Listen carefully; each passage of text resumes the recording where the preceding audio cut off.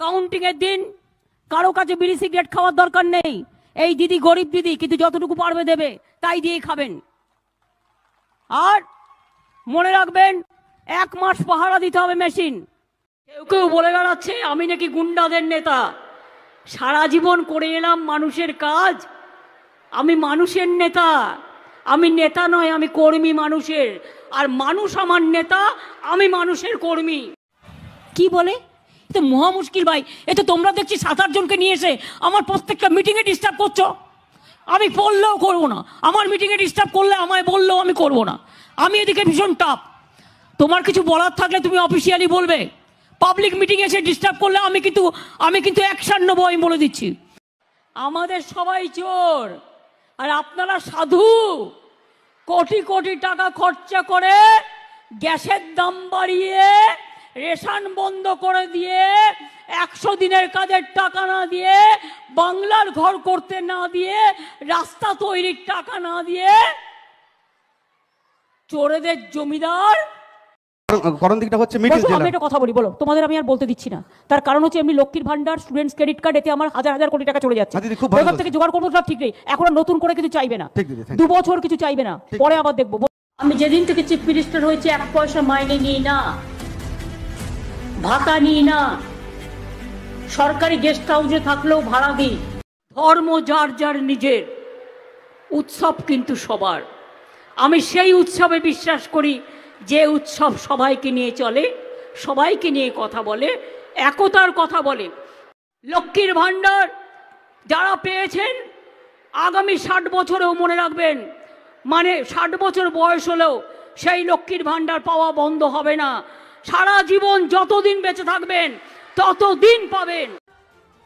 কেন্দ্রীয় সরকার ভাবছে বাংলাকে ভাতে মারবো।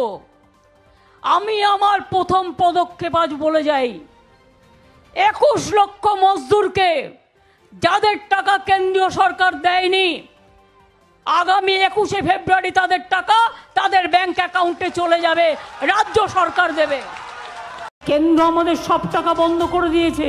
100 দিনে যারা কাজ করেছে তাদের টাকাটাও দেয়নি। যারা 100 দিনে কাজ করেছেন টাকা পাননি, আমি 2 তারিখ থেকে আপনাদের জন্য কলকাতায় গান্ধী মূর্তির পাদদেশে একটা ধর্ণা শুরু করব আপনাদের জন্য। পারলে যারা ভাতা পাননি তারা আসবেন, পঞ্চায়েত সমিতির জেলা পরিষদ আমাদের যারা আছেন, এমএলএরা আছেন, তাদের নিয়ে যাবেন। ববি জানে আমিও রোজা রাখি, আমি যেমন উপোসও করি। ও বাড়ির থেকে আমার জন্য একটু ছোলা সেদ্ধ রুবি করে দেয়, সেটা লুকিয়ে নিয়ে আসে আমার চেতলায়। অনেকে সে খবর রাখে না, সব কেড়ে নেবে। আপনি কি কাপড় জামা পরবেন সেটাও ঠিক করে দেবে। বলছে 1 নেশন 1 ইলেকশন, তার মানে কি রাষ্ট্রপতির শাসন? বলে আমরা বুঝে নেব, লড়ে নেব, গড়ে নেব এবং বুঝিয়ে দেব। আমরা খেলতেও জানি, আমরা পড়তেও জানি, আমরা দেখাতেও জানি, আমরা লড়তেও জানি, আমরা আদায় করে নিতেও জানি।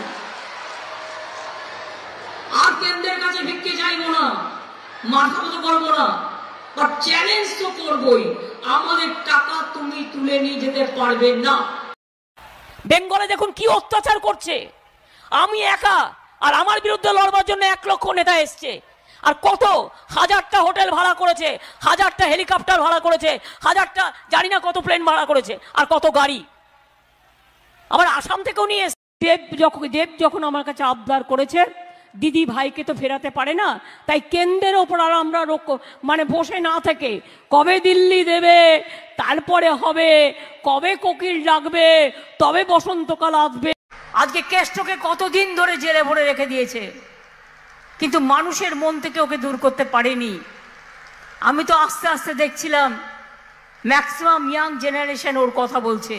আমি শিখিয়ে দিইনি, আমি মানুষের রেসপন্সটা দেখছিলাম। ও কাজ করেছে, কাজ করতে জানে।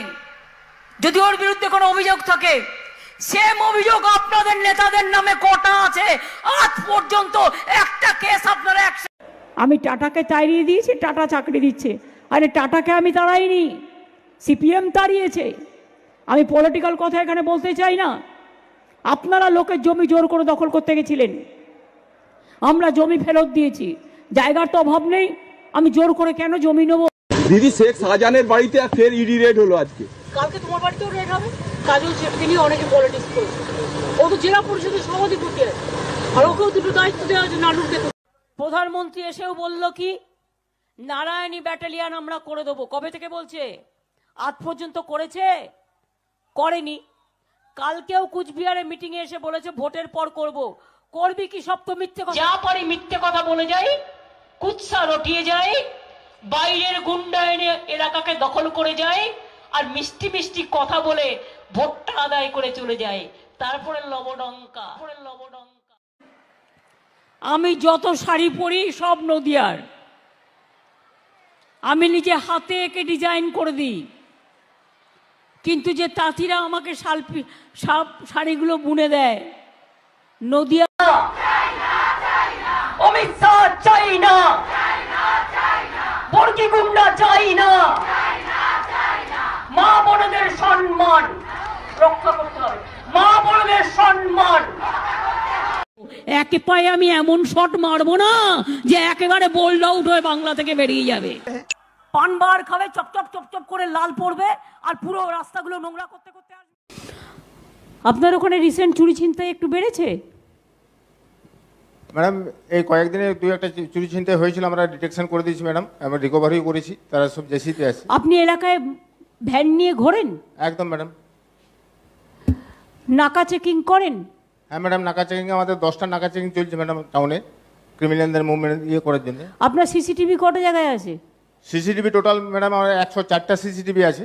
আমি জয়েন করার পরে ম্যাক্সিমামগুলো নতুন নতুন লাগিয়েছি ম্যাডাম, আরও কিছু কিছু পয়েন্টে লাগাতে হবে লাগা। সেই সিসিটিভিগুলো অ্যাক্টিভ আছে না ইনঅ্যাক্টিভ আছে সেটা দেখেছেন? অ্যাক্টিভ আছে ম্যাডাম।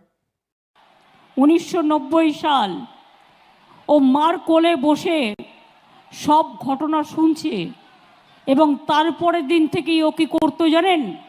একটা ঝান্ডা নিয়ে